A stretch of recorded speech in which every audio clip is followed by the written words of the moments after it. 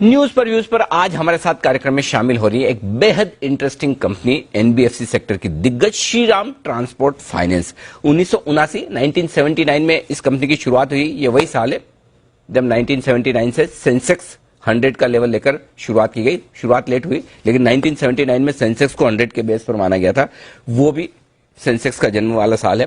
Commercial vehicle financing में 40 साल से ज्यादा पुरानी ये कंपनी है और देश की दिग्गज एसेट फाइनेंसिंग कंपनियों में एनबीएफसी कंपनियों में ये एक है। 1,15,000 करोड़ से ज्यादा की एसेट्स इनकी बैलेंस शीट पे है और स्पेशली पुरानी ट्रकों की ऑर्गेनाइज फाइनेंस करने में ये कंपनी नंबर 1 है। 5 से 10 साल पुराने ट्रकों की बड़ी फाइनेंसिंग ये कंपनी करती है। 25,000 से ज्यादा कर्मचारी और 21 लाख से ज्यादा कस्टमर्स, ये है इस कंपनी का मजबूत बेस। आइए स्वागत करते हैं उमेश रेवांकर साहब का, जो कंपनी के एमडी और सीईओ है। मैंगलोर यूनिवर्सिटी से बिजनेस मैनेजमेंट में आपने बैचलर्स डिग्री ली है, फाइनेंस में एमबीए भी किया है, उसके बाद हार्वर्ड बिजनेस स्कूल से भी एडवांस मैनेजमेंट का प्रोग्राम किया है।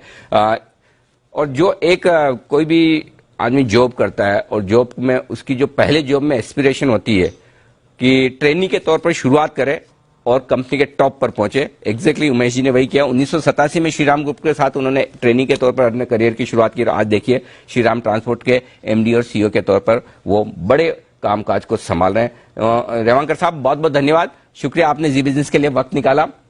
सबसे पहले शुरुआत उस बात से करना चाहता हूं जो 24 फरवरी को आपकी कंपनी की तरफ से एक सर्कुलर आया था कि आप फंड रेजिंग करने का प्लान बना रहे हैं। क्या इरादा है, कितना पैसा आप रेज करना चाहते हैं और किस वजह से इसका इस्तेमाल कहां करेंगे? फाइनेंस बिजनेस में फंड रेजिंग तो रेगुलर होते रहता है। ऐसा मेरे ख्याल से ये फंड रेजिंग प्रोग्राम हमने अनाउंस किया वो ये इस क्वार्टर का लेंडिंग का टारगेट रीच करने के लिए, और हमारा लेंडिंग टारगेट्स आज तक एक ऑनलाइन एक ऑन टारगेट चल रहा है और लास्ट क्वार्टर में भी हमारा लैंडिंग टारगेट हमने रीच किया था। इस क्वार्टर में भी हमारा लैंडिंग टारगेट लास्ट क्वार्टर से थोड़ा ज्यादा रहेगा।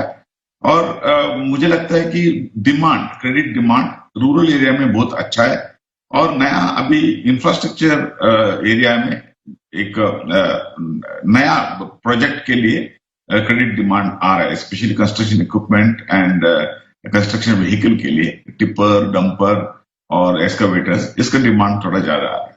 ठीक बात है। अच्छा सर, ठीक बात है, आपके तो ये बिजनेस ही है, फाइनेंसिंग का तो ये तो होना ही है। ऑटो कंपनियों के जो बिक्री के आंकड़े आ रहे हैं, सेल्स आंकड़े, वो काफी बढ़िया आ रहे हैं। कमर्शियल व्हीकल्स की बिक्री आप कैसे देख रहे हैं और उस लिहाज से आपके लिए बिजनेस आउटलुक कैसा नजर आ रहा है सर? अभी कमर्शियल व्हीकल सेल्स आप देखें तो मंथ ऑन मंथ इंप्रूवमेंट है। हमें लास्ट ईयर का कंपेयर नहीं कर सकते हैं, स्पेशली हैवी व्हीकल में। मंथ ऑन मंथ कंटिन्यूसली दिसंबर से जनवरी अच्छा था, जनवरी से एक फरवरी अच्छा था और फरवरी से मुझे लगता है कि मार्च अच्छा ही रहेगा। लेकिन आप एलसीवी में आप देखिए तो year on year and month on month दोनों ही अच्छा है। इसका मतलब दी एलसीवी सेगमेंट में स्पेशली आपका agri transportation, FMCG transportation, e commerce transportation, last mile connectivity, ये सब में बहुत सारा एक प्रोग्रेस आ गया है और डिमांड बढ़ गया है, बोथ यूज्ड एंड न्यू। हमारा यूज्ड व्हीकल का डिमांड अच्छा ही रहा है और नया गाड़ी का भी अच्छा डिमांड आ रहा है। ठीक बात है। अच्छा सर, एक चीज और, जो अभी स्क्रैपेज पॉलिसी की बात चल रही है, लगभग फाइनल स्टेज पे, अब किसी भी दिन आ जाएगी, ये सब मानकर चल रहे हैं कि ऑलमोस्ट फाइनल हो चुकी है। स्क्रैपेज पॉलिसी आने के बाद आपके बिजनेस पर क्या इंपैक्ट आएगा, ये बताइए सर। स्क्रैपेज पॉलिसी में हमका भी एक फाइनल डिसीजन नहीं है गवर्नमेंट का। उसमें दो टाइप आ सकता है, एक कंपल्सरी स्क्रैपेज और वॉलंटरी स्क्रैपेज। मुझे लगता है कि गवर्नमेंट ये टाइम पर वॉलंटरी स्क्रैपेज का पॉलिसी अनाउंस करेंगे। वॉलंटरी का मतलब more than 15 years old public एक कमर्शियल व्हीकल को हम एक स्क्रैप कर सकते हैं और गवर्नमेंट वो एक more than 15 years old vehicle के लिए एक अलग से टैक्स थोड़ा डाल सकते हैं। इसका मतलब they will discourage owning a more than 15 years old vehicle. So the customers will try to sell it and buy a new vehicle or newer vehicle. अब हमारी कंपनी के लिए एक एडवांटेज क्या है, अभी हम 5 to 10 years ओल्ड व्हीकल ज्यादा फाइनेंस करते हैं। अभी किसका पास more than 10 years old vehicle है, वो डेफिनेटली नया गाड़ी तो नहीं खरीदेगा, लेकिन वो यंगर व्हीकल खरीदेगा और वापस ही will come to 5 to 10 years old vehicle. मुझे लगता है इसके वजह से demand for the credit goes up significantly और resale value of vehicle between 5 to 10 बहुत ज्यादा हो जाएगा।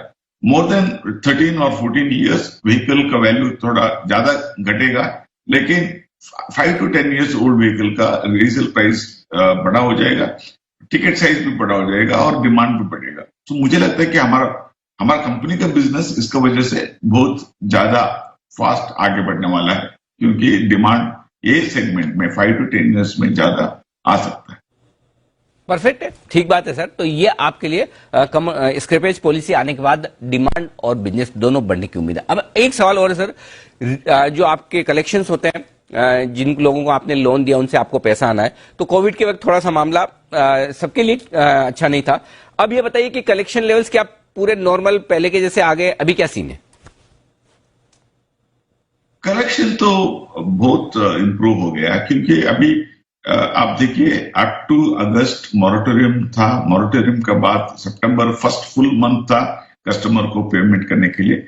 उस टाइम पर हमारा कलेक्शन बहुत अच्छा हुआ, सितंबर का कलेक्शन अच्छा हुआ और अक्टूबर नवंबर दिसंबर में एक एडवांटेज था, फेस्टिवल पीरियड था और हार्वेस्टिंग पीरियड था, लोगों के पास पैसा था, स्पेशली रूरल एरिया में बम्पर क्रॉप आने से लोगों के पास पैसे भी था। सो कलेक्शन बहुत अच्छा हुआ लास्ट क्वार्टर। ये क्वार्टर में भी सेम ट्रेंड कंटिन्यू हो रहा है। जनवरी फरवरी कलेक्शन भी अच्छा था, क्योंकि फरवरी में हमको 4 दिन कम है कलेक्शन के लिए, फिर भी कलेक्शन अच्छा था। मुझे लगता है कि लास्ट क्वार्टर का कलेक्शन ट्रेंड ये क्वार्टर में भी कंटिन्यू हो जाएगा। लास्ट क्वार्टर हमारा कलेक्शन 98% था, ये क्वार्टर में भी मेरा ख्याल से 98% तक हम कलेक्शन कर पाएंगे। ओके, तो चलिए ये कलेक्शन में बेहतरीन इंप्रूवमेंट आता हुआ दिख रहा है ये। और सर एसेट क्वालिटी में भी कोई इंप्रूवमेंट दिख रहा है? ग्रोस और नेट लेवल पर एनपीए कैसे दिख रहे हैं सर? अभी Q1Q हमारा स्टेज 3 ग्रॉस इम्प्रूव हो गया था, फ्रॉम 7.5 इट केम टू 7.2 और मेरे ख्याल से ये क्वार्टर में और थोड़ा इम्प्रूवमेंट होने का चांस है, एक अराउंड 10 बेसिस पॉइंट। लेकिन इंपॉर्टेंट ये है कि क्रेडिट कॉस्ट क्या है। क्रेडिट कॉस्ट हमने in the beginning of the year हमने गाइडेंस दिया था 2.7 to 2.8 का गाइडेंस दिया था, लेकिन एज ऑन दिसंबर हमारा क्रेडिट कॉस्ट 2.59 में खड़ा है। इसका मतलब हमारा credit cost for the year would be around less than around 2.5। We have improved it more than the guidance given. So मुझे लगता है कि the overall collections and credit cost both will be very good and NPA levels will come down, if not significantly, but marginally it will come down by this quarter. यह है आपके लिए पूरा का पूरा एनपीए और ग्रोस और net level पर आगे का आउटलुक।